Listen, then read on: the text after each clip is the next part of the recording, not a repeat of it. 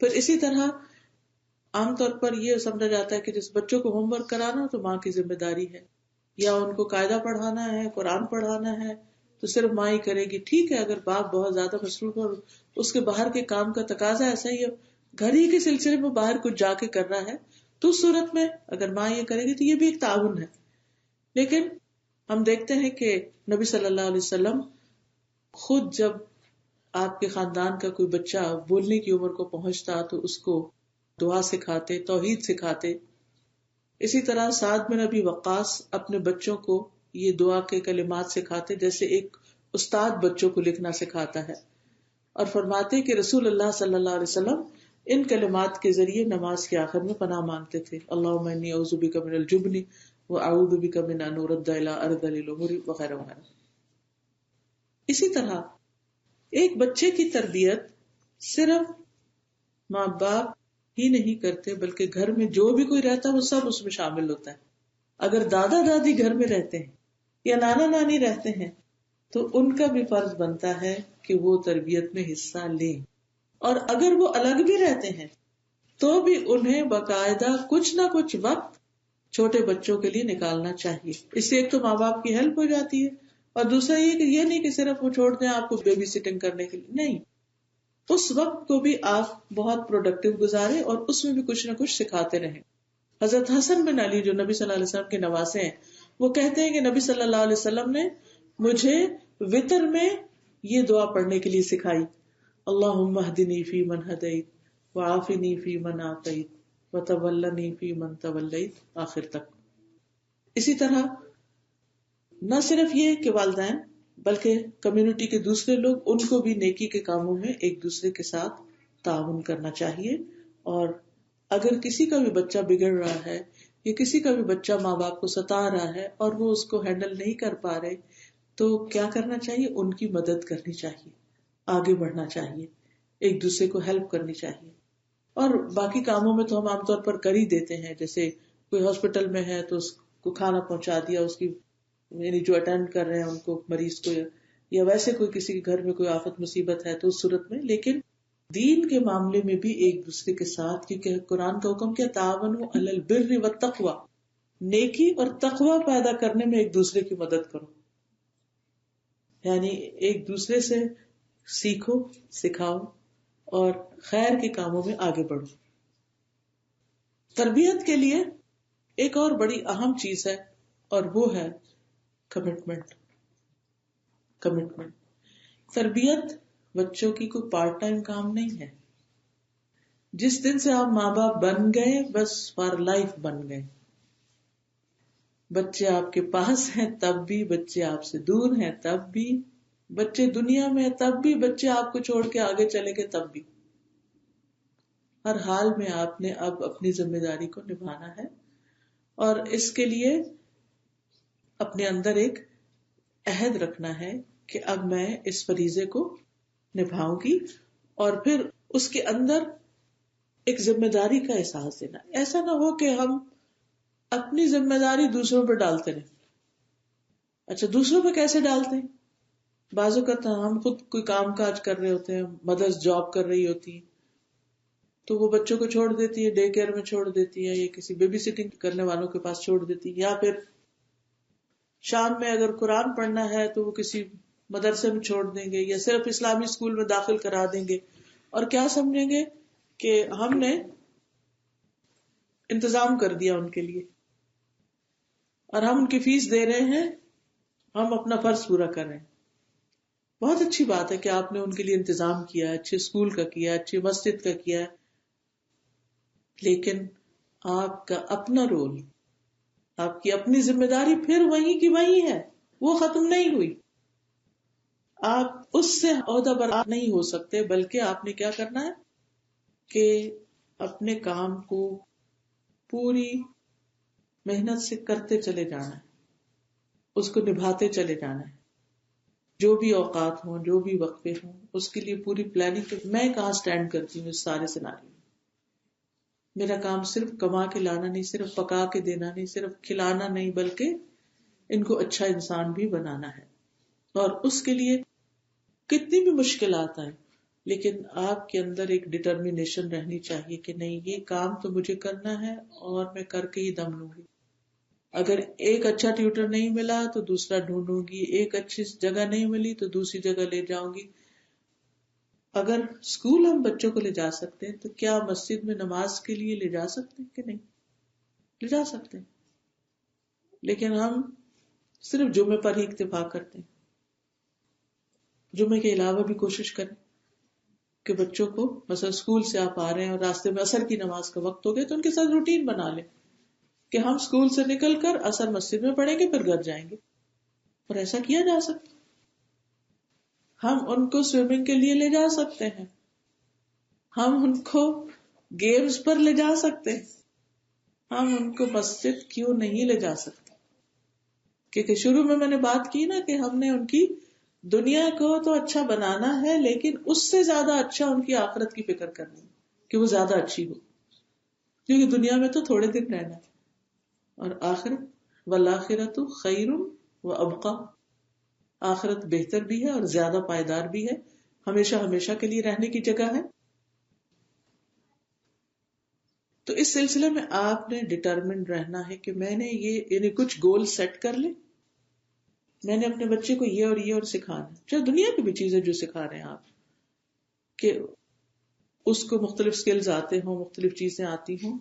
اور پھر اگر بچہ انٹرسٹ شو نہیں کر رہا تو گھبرا کے چھوڑ نہیں دینا.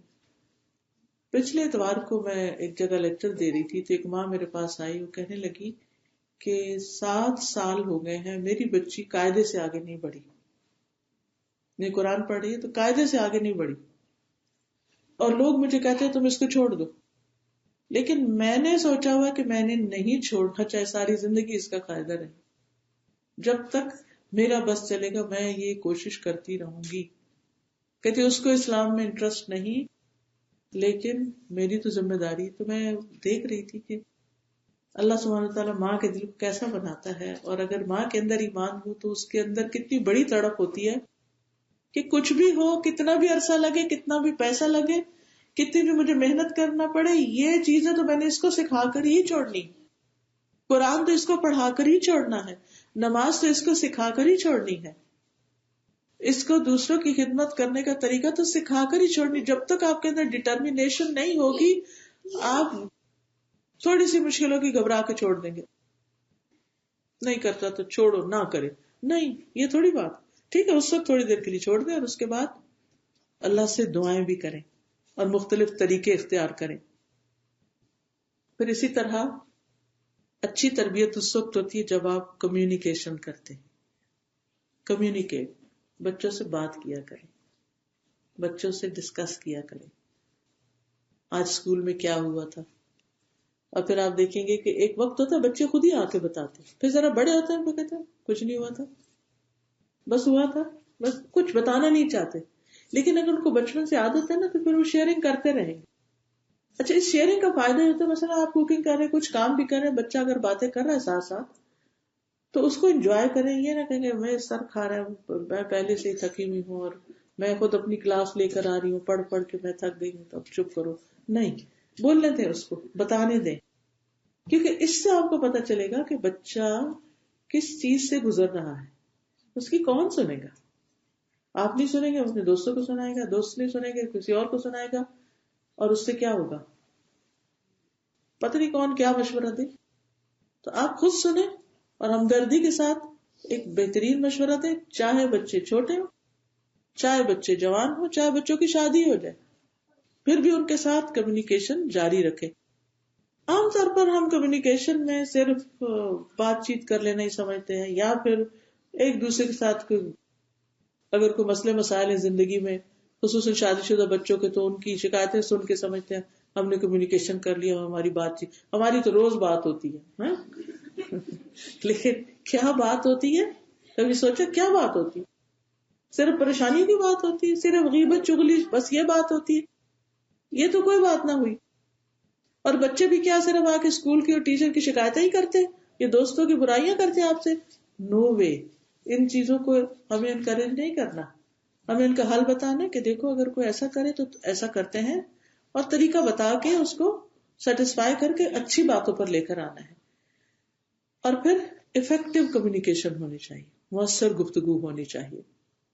ہر وقت باتیں کرنے کی نہیں ضرورت. یہ کچھ لوگ کہتے ہیں کہ ہر وقت باتیں کر، نہیں، ہر وقت نہیں. اب بعض بچے کیا کھانے کی پلیٹ آگے رکھی ہو، باتیں باتیں باتیں، یہ بھی ٹھیک نہیں. اسی طرح آپ نے ان کو بیڈ میں ڈال دیا، وہ باتیں باتیں باتیں. تو ہر وقت باتیں نہیں، آپس میں گھر والوں کی کمیونیکیشن رہے، لیکن افیکٹو، مؤثر، مفید، اچھے ٹاپکس پر خود بھی بات کریں، اور ان کو بھی جو کوئی بک پڑھی ہو، کوئی چیز دیکھی ہو، کوئی ایکسپیرئنس ہو، اس کو بولنے کا کہیں کہ وہ بتاؤ مجھے، اس کے بارے میں ایکسپریس کرو. اس طرح ایک تو ان کو اپنی بات صحیح طور پر ایکسپریس کرنی آئے گی، اور دوسرا یہ کہ جہاں جہاں کوئی ایسی غلط چیز ہے تو اس کو بھی آپ بتا سکیں گے. مثلا انہوں نے اسکول میں ریڈنگ کے لیے کیا ملا، اس بک کے اندر انہوں نے کیا پڑھا ہے، بھئی آپ کو تو پتہ ہی نہیں وہ کیا پڑھتے جا رہے ہیں، پڑھتے جا رہے ہیں، ان کے دل جو ہے کہاں سے کہاں چلے جا رہے ہیں، اور ہمیں کچھ خبر ہی نہیں. نہیں، اگر ساتھ ساتھ بتائیں گے نا، ساتھ ساتھ آپ ان کو ایکسپلین کریں گے، دس is right, this is not. یہ ہر ایک کا اپنا اوپینین ہوتا ہے، اسلامی کے لیے یہ اوپینین ٹھیک ہے، یہ نہیں ہے. آپ ان کی ساتھ ساتھ ڈائریکشن کرتے جائیں گے. جیسے ٹی وی کا معاملہ ہے نا، تو بعض لوگ اسٹرکٹلی گھر میں ٹی وی نہیں رکھتے، اور بعض لوگ ایسا کرتے ہیں کہ وہ چھوڑ دیتے ہیں جس وقت مرضی دیکھو. اب یہ دونوں ایکسٹریمز ہیں. اب آپ ان کو کاٹ نہیں سکتے، لیکن کچھ بھی، تب تو خیر تو ٹی وی بھی آؤٹ ڈیٹڈ ہو گیا. اب تو لوگ کمپیوٹر پر اور اپنے پامس پہ جو سب کچھ گیجٹس ہیں ان کے اوپر بیٹھے ہوتے ہیں. تو جب وہ ان کو استعمال کریں تو ان کے پاس بیٹھے، اور جو کچھ وہ دیکھ رہے ہیں اور کر رہے ہیں اس پر کسی کا مذاق نہ اڑائے، کسی چیز کے اوپر ایک دم غصے میں نہ آئے، لیکن آپ ان سے کمیونیکیٹ کریں کہ یہ کیا ہے، تو مجھے بتاؤ کہ یہ صحیح ہے. یعنی مجھے یاد ہے جب میری بچیاں چھوٹی تھی تو ان کو بہت شوق ہوتا تھا کہ ٹی وی دیکھے، تو میں کہتی تھی اچھا چلے ہم سب بیٹھ کے دیکھتے ہیں. جب وہ بیٹھتے تھے تو پھر میں ان کو کہتی تھی اچھا یہ دیکھو نا یہ کیا ہو رہا ہے، یہ دیکھو کیا ہو رہا ہے، کیا ایسے ہوتا، کبھی تم نے ایسا دیکھا ہے. پھر اسی طرح میرے کچھ ریکارڈنگ کے پروگرام تھے ٹیلی ویژن پر، تو مجھے جانا پڑتا تھا وہاں اسٹیشن، تو میں ان کو کبھی کبھی لے جاتی تھی نا، جب وہ وہاں دیکھتے تھے تو ان کا شوق ہی نکل گیا کہ یہ سب فیک سی چیز ہے، یہ سب بنائی ہوئی چیزیں ہیں، اس کا ریالٹی سے کوئی تعلق نہیں، اس کی کوئی حقیقت نہیں. تو وہ جسے کہتے ہیں نا کہ فضول قسم کے ڈراموں اور کہانیوں سے دل ہی اٹھ گیا. اس کے اندر کوئی سچائی نہیں، اس کے اندر کوئی خیر نہیں، اوور ایکٹنگ ہے. تو بچوں کو حقیقت پسند پھر بنانا پڑتا ہے کہ ریالٹی کی دنیا میں رہے، بہت فیسینیشن میں نہ رہے، بہت امیجنیشن میں نہ رہے. پھر اسی طرح جو افیکٹو کمیونیکیشن ہوتی ہے اس میں سیدھی اور صاف بات کرنی ہوتی ہے. بعض اوقات آپ کی صاف بات بچے کو اچھی نہیں بھی لگ سکتی، کوئی بات نہیں، تھوڑی دیر مائنڈ کرے گا پھر سمجھ جائے گا. اور حق بات تو بتانی ہوتی ہے نا. اب ایک کوئی چیز غلط ہے تو آپ اس کیسے کہہ سکتے کہ نہیں یہ غلط نہیں ہے، آپ کو بتانا پڑے گا. اگر آپ نہیں بتائیں گے تو کون بتائے گا اس کو کہ یہ غلط ہے. لیکن پھر آپ دیکھتے ہیں کہ وہ مانتا نہیں، وہ پھر بھی وہی کام کرتا ہے جس کو آپ غلط کہتے ہیں، تو بھی اس پہ پریشان نہیں ہو. ایک دفعہ، دو دفعہ، تین دفعہ، کسی وقت تو جا کر اس کو سمجھ آ ہی جائے گی. اور آپ کا فرض تو پھر بتانا ہی ہے نا، آپ ان کو کچھ اور تو نہیں کر سکتے. تو قولوا قولا سدیدا، اللہ تعالیٰ فرماتے یصلح لکم اعمالکم، جو تم سیدھی بات کرو گے اللہ تمہارے اعمال درست کر دے گا، تمہارا حال ٹھیک کر دے گا. ویغفر لکم ذنوبکم، اور تمہارے گناہوں کو معاف کر دے گا. پھر اسی طرح اچھے اخلاق کا بہترین مظاہرہ تو گھر پر ہی ہوتا ہے. بہترین اخلاق کے ساتھ معاملہ کرنا، بچوں کو خود سلام کرنا، کام کی بات کرنا، ٹھیک ہے ہنسی مذاق بھی، لیکن ہر وقت ہنسی مذاق نہیں ٹھیک. پھر اسی طرح آپس میں جب آپ ہسبینڈ وائف بات کر رہے ہوں تو ایک دوسرے سے عزت احترام سے بات کرنا، اچھی طرح کمیونیکیٹ کرنا. یہ نہیں ہر دوسرے دن منہ بنایا ہوا ہے، وہ اس سے نہیں بول رہا، وہ اس سے نہیں بول رہا. اور بچے بیچاروں کے دل چھوٹے ہو رہے ہیں کہ ہمارے ماں باپ کیا ہے، یا لڑتے رہتے ہیں یا موڈ آف رکھتے ہیں، بولتے نہیں ایک دوسرے سے. اور پھر بچوں کو بعض اوقات لوگ اعلی کار بنا، جو باپ سے یہ کہو، جو ماں سے یہ کہو. یہ کیا سکھا رہے ہیں ہم ان کو؟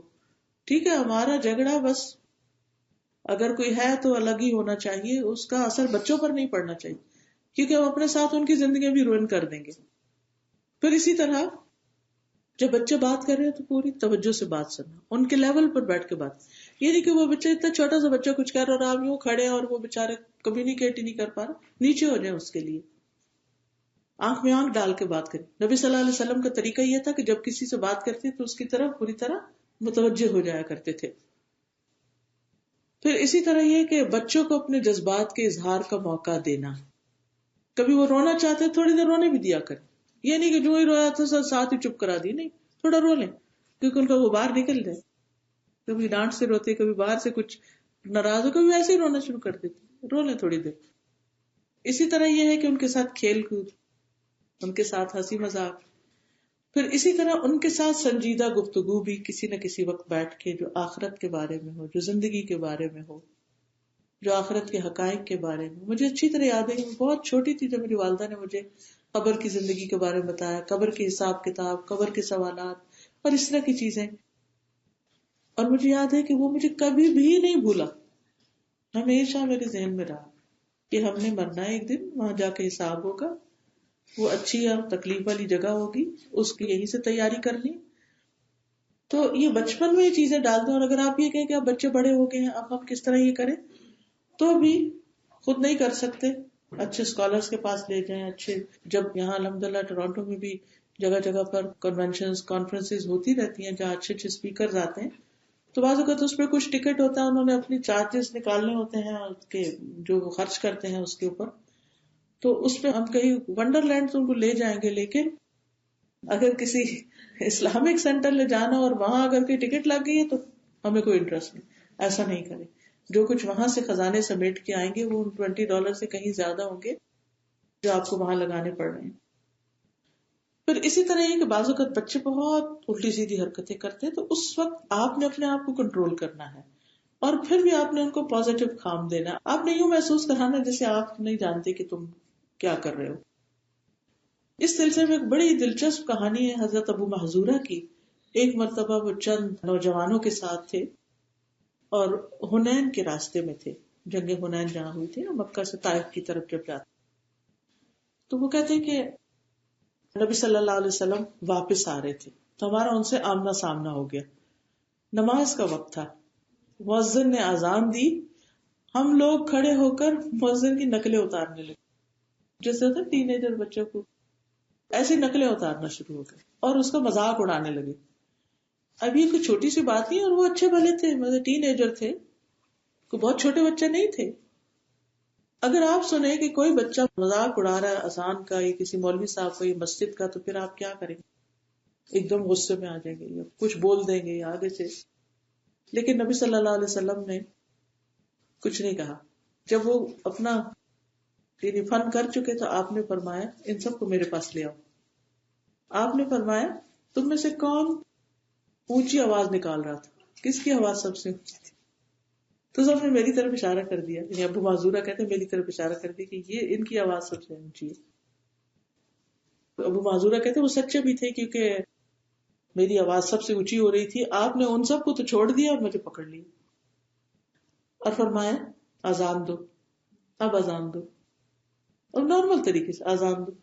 تو وہ کہتے ہیں میں کھڑا ہوا، لیکن اس وقت میری نظروں میں آپ کا یہ دیا ہوا حکم بہت سخت ناپسندیدہ تھا کہ اب میں اذان دوں، میں نہیں دینا چاہتا تھا. تو آپ نے اس کو بھی اگنور کر دیا. یہ فیسز بنائے ہوں گے یا جیسے بھی انہوں نے نئی دلچسپی ظاہر کی.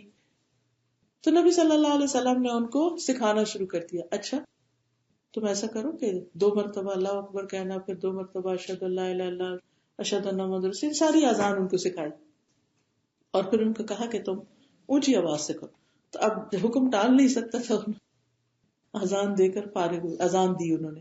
جب فارغ ہوئے تو آپ صلی اللہ علیہ وسلم نے ان کو ایک تھیلی دی جس میں چاندی تھی، گفٹ دیا ان کو. اب آپ کو سوچئے کہ اس بچے کے دل کے اوپر کیا اثر ہوگا. وہ کہتے ہیں کہ پھر آپ نے میری پیشانی پر یعنی ماتھے پر اپنا ہاتھ رکھا، 2 مرتبہ چہرے پر پھیرا، پھر سامنے کے حصے پر، اور پھر یہاں ناف تک 2 بار ایسے کر کے میرے سارے چہرے کے اوپر ہاتھ پھیرا اور کہا اللہ تمہیں برکت دے. اس وقت تک ان کا دل بدل چکا تھا. دعا بھی دے رہے ہیں، گفٹ بھی دے رہے ہیں، اور ڈانٹ ڈپٹ تو کی نہیں اور اگنور کیا جیسے انہیں پتا ہی نہ ہو کہ تم کیا کر رہے تھے، کہ تمہیں دینا پسند نہیں تو بھی اب چھوڑ دیں ان کو. تو نہیں، اور اس کے بعد وہ کہتے ہیں میں نے خود کہا کہ اللہ کے رسول صلی اللہ علیہ وسلم مجھے مکہ کا مؤذن مقرر کر دے. تو آپ صلی اللہ علیہ وسلم نے فرمایا میں اس کا حکم دیتا ہوں. کہتے ہیں کہ اس دن سے میرے دل سے نبی صلی اللہ علیہ وسلم کی نفرت دور ہو گئی اور اس کی جگہ محبت پیدا ہو گئی، کیونکہ اسلام میں بھی صحیح طور پر ابھی نہیں آئے تھے. تو کس طرح دل جیتے جاتے ہیں. اصل میں ہم بچوں کو عزت نہیں دیتے، ان کو امپورٹنس نہیں دیتے، ان کو وقت نہیں دیتے، ان کو پیار نہیں دیتے. اور پھر بعض بچے بہت ذہین ہوتے ہیں تو وہ زیادہ ہی کچھ آؤٹ اسٹینڈنگ قسم کی شرارتیں کرتے ہیں اور اس پر ہمارا غصہ بھی بہت آسمان پہ جاتا ہے. تو پھر ہمیں سمجھ نہیں آتی کہ اب ان کے ساتھ کیا کریں. اس کے لیے سیرت کا مطالعہ کریں. ایک چھوٹی سی کتاب ہے غلطیوں کی اصلاح کا 90 طریقہ، کہ مختلف لوگوں کی اصلاح نبی صلی اللہ علیہ وسلم نے کیسے کی، بچوں کی، نوجوانوں کی، عورتوں کی، مختلف لوگوں کی، اور خاص طور پر اس وقت جبکہ ان کے اندر دین کی کچھ بھی سمجھ نہیں تھی. پھر اسی طرح یہ ہے کہ بچوں کو ہر بات پہ ٹوکنا نہیں چاہیے. حضرت انس کہتے ہیں میں نے 10 سال آپ کی خدمت کی، آپ نے کبھی مجھے یہ نہیں کہا کہ یہ کام کیوں کیا، یہ کیوں نہیں کیا. ہم بچوں کی ہر چیز میں انٹرفیئرنس کرتے ہیں. اگر ان کو کہتے ہیں نا یہ وہاں لے جاؤ تو راستے میں بولے جائیں گے دیکھو گرانا نہیں، دیکھو فلانا نہیں کرنا فلانا. پہلے ہی آپ ان کو بتائیں گے اس طرح پکڑنا، ایسے لے کے جانا، ٹھیک ہے اب لے جاؤ. بس جب وہ لے جانا شروع کرے تو بیچ میں نہیں ٹوکے. جب وہ کام شروع کر دے تب ان کو کرنے دے سکون سے. پھر اسی طرح یہ کہ تربیت میں کنسسٹنسی ہونی چاہیے، مستقل مزاجی. یعنی ایک دن تو بہت کچھ بتا دیا اور پھر سو گئے، ہفتہ بھر کچھ بھی نہیں بتایا. نہیں، تھوڑا ٹائم مقرر کریں، جگہ مقرر کریں، ایک روٹین بنائیں. روٹین بنانا بہت ضروری ہے. پھر اسی طرح بچوں کے درمیان انصاف اور فیصلوں میں مستقل مزاجی. جب آپ کوئی ڈیسیژن لے لیں کہ تمہیں یہ کام کرنا ہے تو پھر یہ نہیں کہ وہ رونے لگے تو اچھا نہ کرو، نہ، نہیں یہ کرنا ہے. اگر وہ پھر کچھ کرے تو آپ اسے اسی طرح فارم لہجے میں ویسے ہی ریپیٹ کریں گے، نہ اونچا کریں گے نہ چھوٹا، نیچا لہجہ کریں گے. آپ کہیں گے اس کام کو ایسا کرنا ہے، تمہیں یہ کرنا ہے، تمہیں یہ جانا ہے اور یہ چیز تم کو لانی ہے، یہ ایسا ہوگا، تاکہ اس کو پتا ہو کہ چھٹی نہیں ہے، میں بچ نہیں سکتا، مجھے کرنا ہی پڑے گا. کچھ عرصے بعد پھر بچوں کو سمجھ آ جاتی ہے کہ ہم ماں باپ سے بھاگ نہیں سکتے. ماں باپ ہر چیز میں تو انٹرفیئر نہیں کر رہے، لیکن جس چیز کے اوپر وہ پکے ہیں وہ پکے ہیں، یہ کرنا، اس کے بغیر گزارا نہیں. اب کل ہی کو مجھے بتا رہے تھے کہ ہم نے اپنے بچے پہ یہ بس کیا ہوا تھا کہ اسکول سے چھٹی ہونے کے 10 منٹ بعد تم گھر ہوگے. یعنی کہ اس کے بعد وہاں تم 10 منٹ سے زیادہ چھٹی کے بعد اسکول میں ٹھہر نہیں سکتے، کیونکہ بچے خرابیاں تو اس وقت شروع کرتے نا، چھٹی ہوئی ایک دوسرے کو مار داڑ شروع کی، لڑائی جھگڑے، کہ نہیں ادھر رک نہیں سکتے. اور اگر آپ کی خود لینے کی ذمہ داری ہے تو بھی ٹائم پر جائیے تاکہ بچے وہاں اس ٹائم میں الٹی سیدھی حرکتیں نہ کریں. پھر اسی طرح ایک ڈسپلن قائم کرنا، اور ڈسپلن قائم کرنے میں پیار بھی ہوگا اور کچھ چیزوں کے اوپر آپ ان کو وہ کام کروائیں گے بھی. پھر خصوصاً ڈسپلن قائم کرنے کے لیے نمازوں کی پابندی کی عادت بہت بہترین ہے. جب 7 سال کا بچہ ہو جائے ایک نماز سے شروع کرے، پھر 2، کچھ عرصے کے بعد 2، پھر 3، لیکن جو نماز وہ شروع کرے وہ لازماً پڑھنی ہے. یہ نہیں کہ ایک دن پڑھی دوسرے دن نہیں پڑھی. کرتے کرتے جب 10 سال کا ہوگا تو آپ دیکھیں گے 5 نمازوں کی ایسی عادت پڑ چکی ہوگی کہ آپ کو بار بار چیخنا چلانا نہیں پڑے گا. پھر حلال حرام کی تمیز سکھانا. پھر بچوں کے راز کو نہیں افشا کرنا. اگر بچے نے کنفائڈ کیا آپ پر، کوئی آپ کو بات بتائی ہے، تو یہ نہیں کہ وہ جا کے باپ کو بتا دیں، کسی اور کو بتا دیں. اس طرح کیا ہوگا، ان کا اعتماد نہیں رہے گا آپ پر، پھر وہ آپ کی بات نہیں سنیں گے. ان سے کیے ہوئے باتیں پورے کریں. پھر انہیں قناعت سکھائیں. چاہے آپ کے پاس اللہ کا دیا ہوا بہت کچھ بھی ہو تو بھی ان کو ایک لمٹ کے اندر رکھیں، کیونکہ آپ کو نہیں معلوم آئندہ ان کی زندگی میں کیا پیش آنے والا ہے. مال کو صحیح طور پر استعمال کرنا سکھائیں. ان کے ہاتھ سے صدقہ دلوائیں اور ان کو تربیت دیں کہ وہ مختلف چیزوں پر کتنا سپینڈ کر سکتے ہیں، ان کا منتھلی بجٹ کیا ہے، یا کس وقت وہ کیا خرچ کر سکتے ہیں، کتنی چیز ان کو ملے گی کتنی نہیں. پھر اسی طرح قناعت ہو. قناعت بچوں کے اندر اسی وقت ہوگی جب ہمارے اندر ہوگی. پھر نیک لوگوں سے ان کو ملوائیں، خاندان کے بزرگوں سے ملوائیں. اگر اپنے خاندان میں کوئی بزرگ نہیں تو اب آپ کی فرینڈز میں یا کہیں بھی کوئی ہے، بوڑھے لوگ ہیں، ان سے خاص طور پر جا کر ان کے پاس بٹھائیں، ان سے ملوائیں، کیونکہ اس سے انسان کا دل نرم ہوتا ہے کہ اچھا ایک دن میں بھی ایسا ہو جاؤں گا، تو پھر وہ زندگی کیسی ہوگی.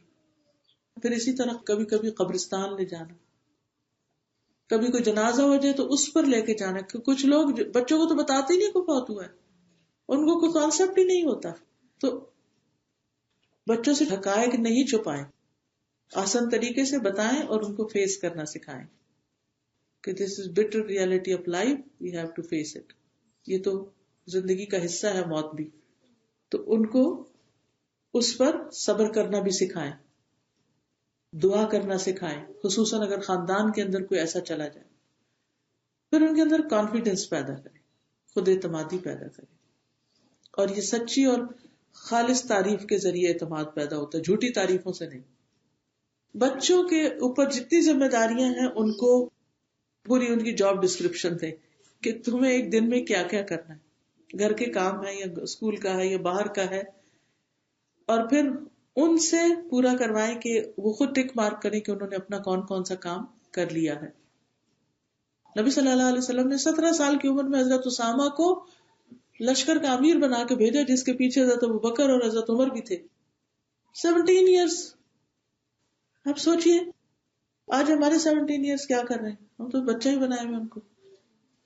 تو یہ ایک دم نہیں ہوا تھا. حضرت اسامہ آپ کی گود میں پلے تھے، ایک طرف آپ حضرت اسامہ کو بٹھاتے، ایک طرف حسن کو بٹھاتے. اسامہ سیاہ رنگ کے تھے، حضرت حسن بہت سفید تھے. دونوں کو پیار کرتے، ان کو دعا دیتے، اللہم انی احبہما فاحبہما، اللہ میں ان دونوں سے محبت کرتا ہوں، تو بھی ان سے محبت کر. تو چھوٹی چھوٹی ذمہ داریاں دے کر ان کو اس ایج میں فل فلیج ذمہ داری دے دی. پھر صبر کرنا سکھائیں، اپنے جذبات اور خواہشات پر کنٹرول کرنا سکھائیں، کم پر گزارا کرنا سکھائیں، اور اس کے لیے بچوں کو روزہ بھی رکھوائیں.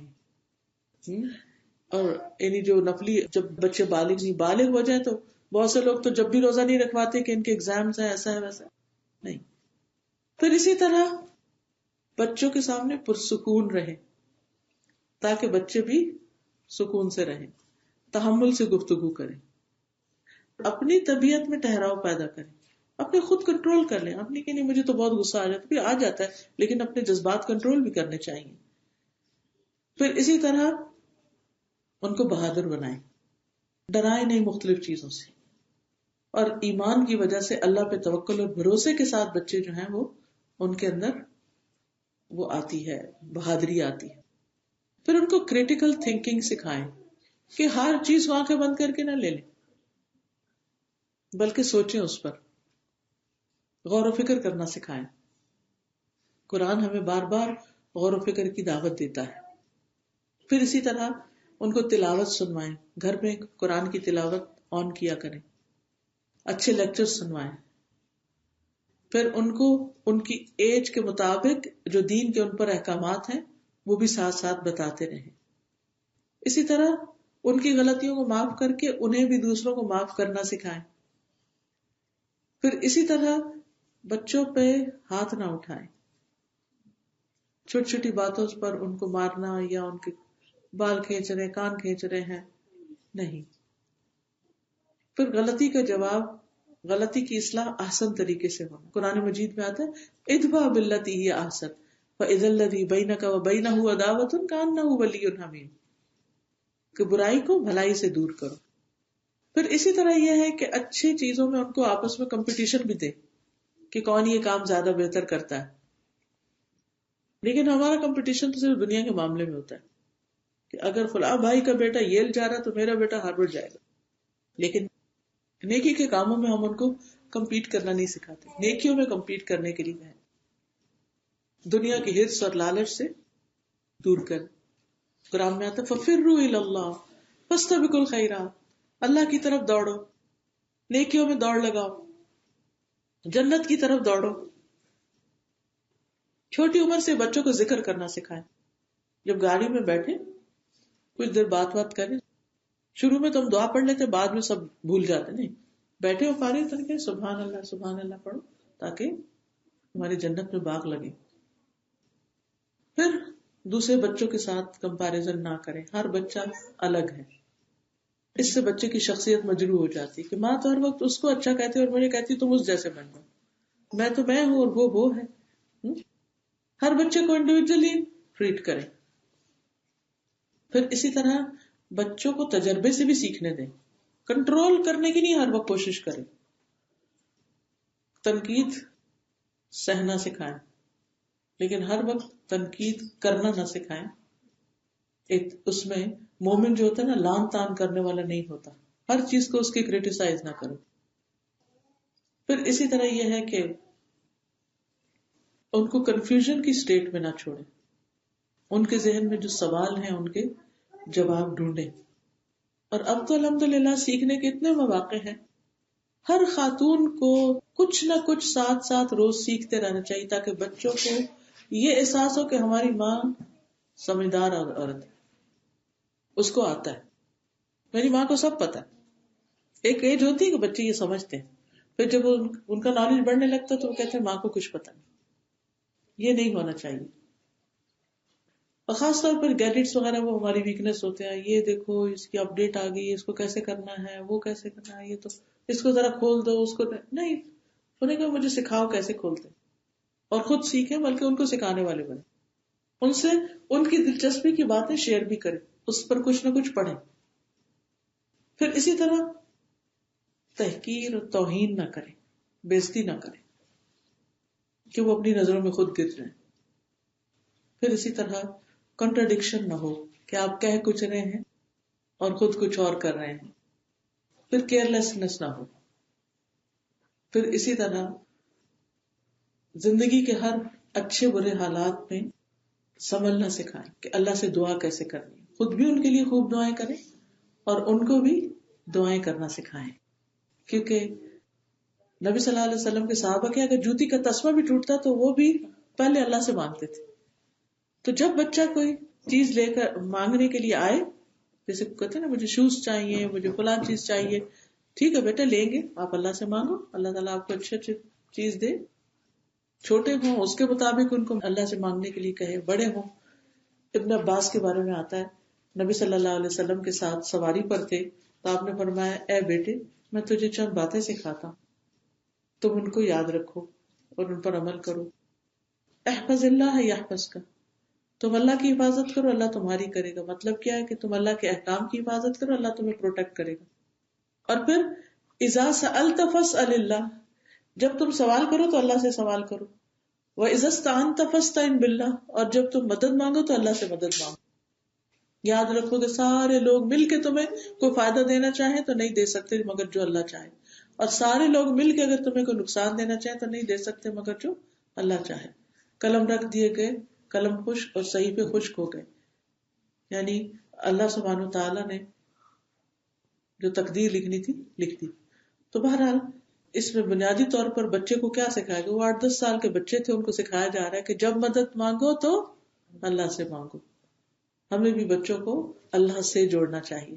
وہ ہم سے محبت ضرور کرے لیکن ہمیں اپنا الہ نہ سمجھے.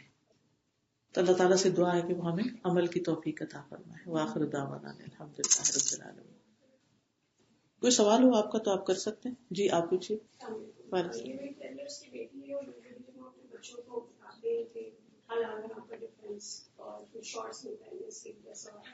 اس نے مجھ سے ابھی پوچھا کہ ایک پہلے کہ مسلمان ہونا اتنا آسان مشکل کیوں ہے, اور نان مسلم ہونا, being a non-Muslim, why it's so easy and why it's so difficult that as a practicing Muslim. آپ دیکھیے کہ کسی بھی مثلا یہ تو ایسا ہی ہے کہ جیسے ہم کہتے ہیں کہ پڑھنا اتنا مشکل کیوں ہے اور فارغ رہنا اتنا آسان کیوں ہے, لیکن ہمارا دین یہ کہتا ہے کہ کوئی بھی جو مشکل کام ہے اس کے ساتھ آسانی ہے. ان مع العسر یسرا فإن مع العسر یسرا, کہ بے شک تنگی کے ساتھ آسانی بھی. ٹھیک ہے کچھ باتوں میں اسلام ہمیں ڈسپلن کرتا ہے کہ اس طرح کا ڈریس پہنو, اس طرح کا کام کرو, لیکن اس کے لیے ساتھ آسانی ہے. مثلا ایک عورت اگر اپنے آپ کو کور کر کے رکھتی ہے تو اس کے لیے وہ کس چیز سے پروٹیکٹڈ ہے؟ آسانی ہے اس میں کوئی, یا صرف مشکل ہی ہے؟ آپ بتائیے نا, سوچئے, آپ سب سوچئے اگر آپ کو بچہ بھی ایسا سوال کرے تو کیا جواب دیں گے؟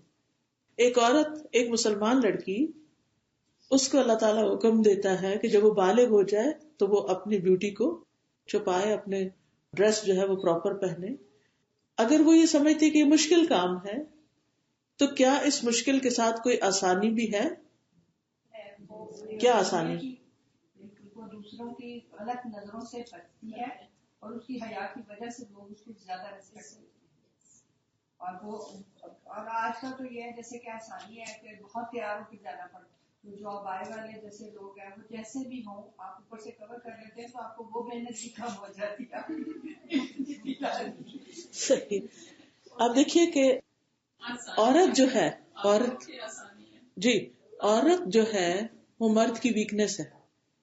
عورت مرد کی ویکنیس ہے. جب آپ ایسا لباس پہن کے جو مردوں کے لیے اٹریکشن ہوتا ہے، لڑکوں کے لیے، بوائز کے لیے اٹریکشن کا سبب ہے، جب آپ باہر نکلتے ہیں تو پھر کیا ہوتا ہے؟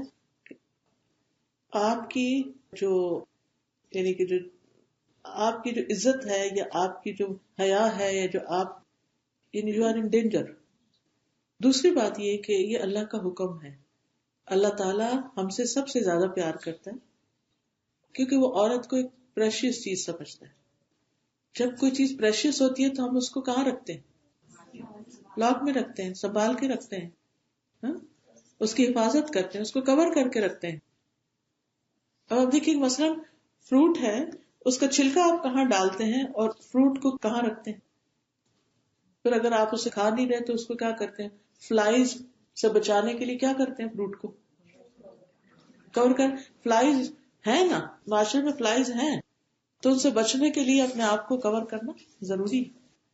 اسی طرح نماز ہے، مشکل ہے وضو کرنا. کیا وضو کرنے میں کوئی فائدہ ہے؟ فائدہ؟ کیا فائدہ؟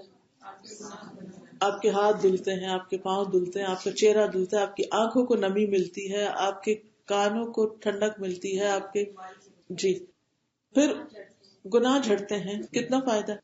پھر نماز پڑھنے میں مشکل ہے لیکن اس سے لائف میں کتنا ڈسپلن آ جاتا ہے کہ آپ کو اتنے بجے تک تو اٹھنا ہی ہے، اتنے بجے تک سونا ہے تاکہ دوبارہ آپ اٹھ سکے. آسانی ہے نا، اس ڈسپلن سے آسانی بن جاتی، آسانی ہو جاتی.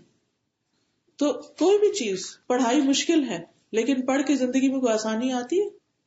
ان پڑھ شخص جو بیچارہ مزدوری کرتا ہے، جس نے پڑھا نہیں ہے، اس نے پہلی زندگی تو سو کے گزار دی، لیکن اب آپ دیکھیں سارا دن کام کرتا ہے، اس کو 1 گھنٹے کا کیا ملتا ہے؟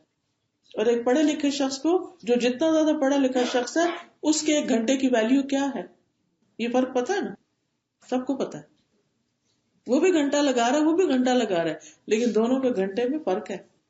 تو اس کے گھنٹے میں کیوں فرق؟ کیونکہ اس نے محنت کی، اس نے مشکل اٹھائی. تو جو لوگ دنیا میں اللہ کا حکم مانتے ہیں، کل قیامت کے دن جنت میں ان کی زندگی بہت کچھ ان کو ملے گا. ان کے یہ گھنٹے بہت بڑا کیش کریں گے، وہاں بہت کچھ کیش کریں گے. تو اللہ سبحانہ تعالیٰ ہمیں عمل کی توفیق عطا. جی بولیے. گھر میں ڈاگ رکھنا، اسمال ڈاگ کیسا ہے؟ آئی نو کہ حرام ہے اور ہیلتھ ہیزرڈ بھی ہے، اٹس ناٹ سیف. اور سب سے بڑی بات یہ ہے کہ جس گھر میں ڈاگ ہوتا ہے اس کے ہر روز 2 قرات عمل جو ہے وہ مائنس ہو جاتے ہیں. یعنی 2 پہاڑ جتنا عمل جو ہے اس کا مائنس ہوتا جاتا ہے، ضائع ہوتا جاتا ہے. اس میں کیا حکمت ہے اصل تو اللہ ہی کو پتا ہے، لیکن ہمیں تو صرف بتا دیا گیا کیونکہ ہر چیز کی وجہ نہیں بتائی جاتی. کچھ چیزیں صرف بتائی جاتی کہ یہ کرنے کی اور یہ نہیں کرنے کی، کیونکہ ہمارا دین ایمان اور اعتماد کی بنیاد پر چلتا ہے کہ ہمیں اعتماد ہے کہ ہمارے اللہ سبحانہ تعالیٰ سے بڑھ کے ہمارا کوئی خیر کا نہیں. اس نے جس چیز کو کرنے کا حکم دیا، جس چیز سے روکا، وہ ہمارے فائدے میں. نبی صلی اللہ علیہ وسلم جو کچھ ہمیں بتاتے ہیں وہ ہمارے فائدے میں. ایمان کا مطلب یہ کہ ہم مان گئے کہ آپ کی بات سچ ہے اور ہم اسی طرح ہی کریں گے. اوکے. سبحانک اللہم و بحمدک، اشہد ان لا الہ الا انت، استغفرک و اتوب الیک. السلام علیکم و رحمۃ اللہ وبرکاتہ.